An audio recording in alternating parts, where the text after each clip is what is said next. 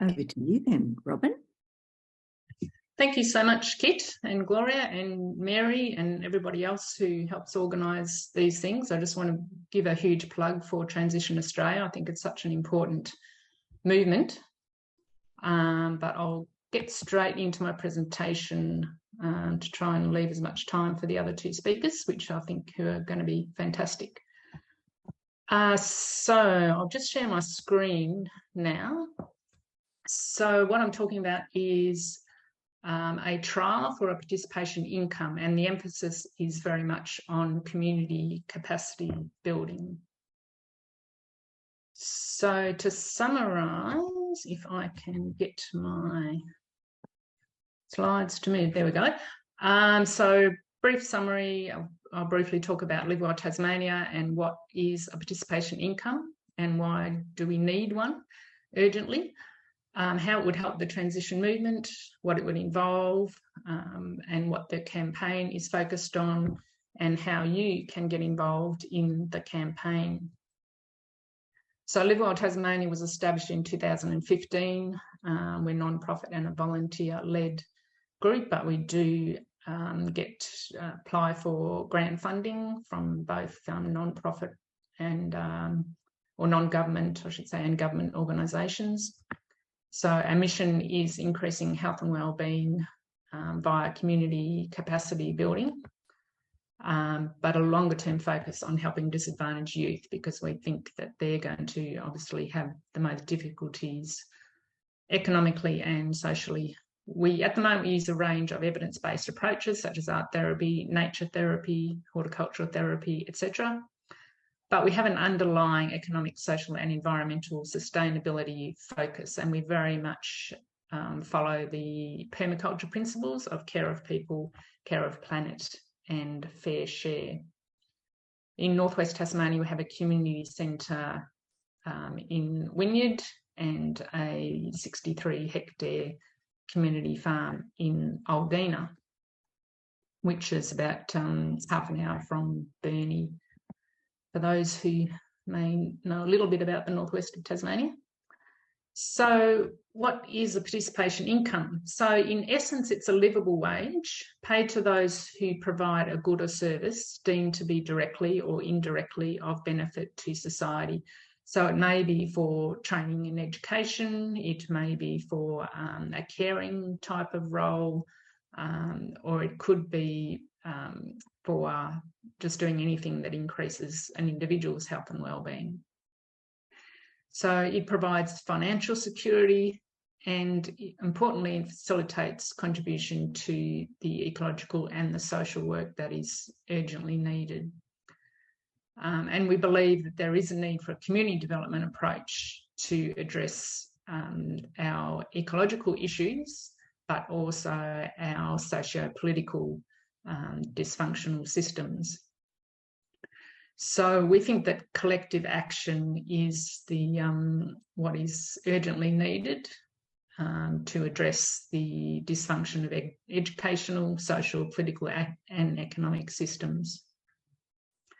So the participation income would be funded by federal government, but we're not averse to a philanthropist also funding, which has happened in other situations. So there has been a range of trials around the world, more commonly called universal basic income. So some of them have been funded by philanthropists. Our version would be set at the age pension, which of course is a lot higher than the New Start allowance or job seeker allowance. And this would be governed by a community coalition. So yeah, there is lots of other proposals, such as a climate jobs guarantee proposed by the Tomorrow Movement. There's a livable income guarantee, wellbeing income. There's a range of different proposals out there. And we're not averse to changing our model after discussion, because this is very much a co-design and a co-creation process. So just trying again to move my slide, and it doesn't want to move. There we go. Why do we need a participation income?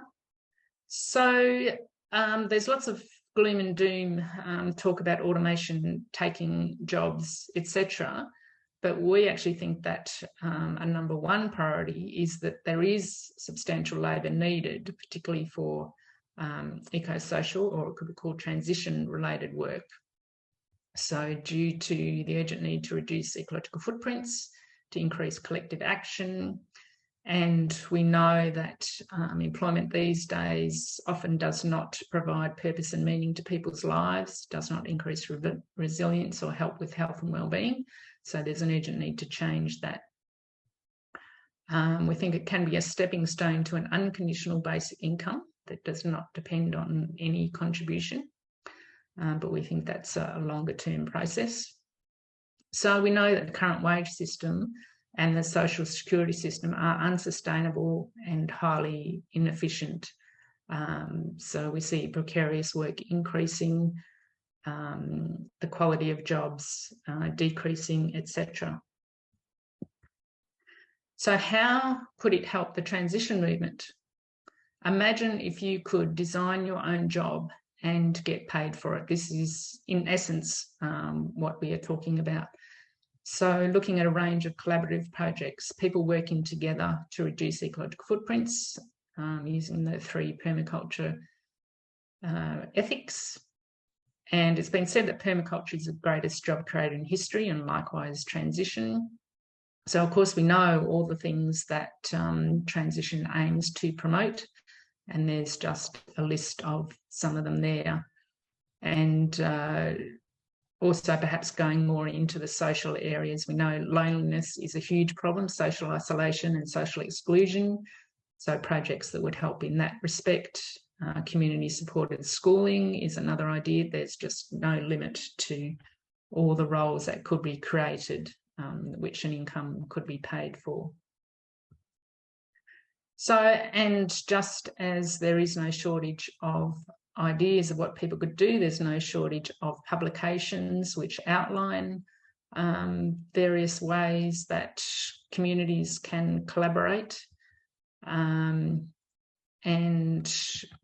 from the Essential Guide to Doing Transition, which is a very useful publication, this actually provides a bit of a model for our participation income campaign. So all these things are really important with building both the transition movement and our participation income campaign, forming healthy groups, learning how to work well together, imagining the future that we all want to create, developing relationships, networks and partnerships, and then the inspirational projects that we know can make a difference to the environment and to our health and well-being collectively and individually. So what we have developed up to this point is that we would like to have 3 trial sites in northwest Tasmania. We would like to have one that uses a conditional income. So you would get paid the income for participating in any of these community projects or anything that is deemed via the co-design process to assist with individual health and wellbeing or collective health and wellbeing. The second one would be an unconditional income. You get the income regardless of whether you make any contribution or not, which is the UBI model. The third one would be no intervention. This would be managed by a community coalition, and the participation strategies, so looking at what would count as participation, would be co-designed with the community. We currently have a fledgling steering group. We're always happy to have more people on the steering group, and we're starting to look at awareness raising and gaining support. And then we'll look at seeking federal funding and implementing a 3-year trial. So how... Robin, there's a minute and a half left. Okay, thank you. So how can you help?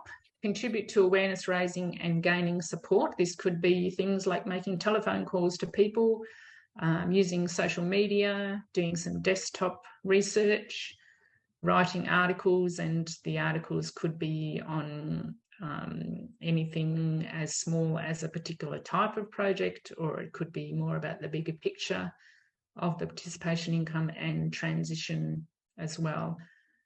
You could also help by contributing to a database of community projects, and this is both looking at the huge big list of different ideas for community projects, and also examples of these projects that have already been enacted around the world, for instance, with linked to transition projects.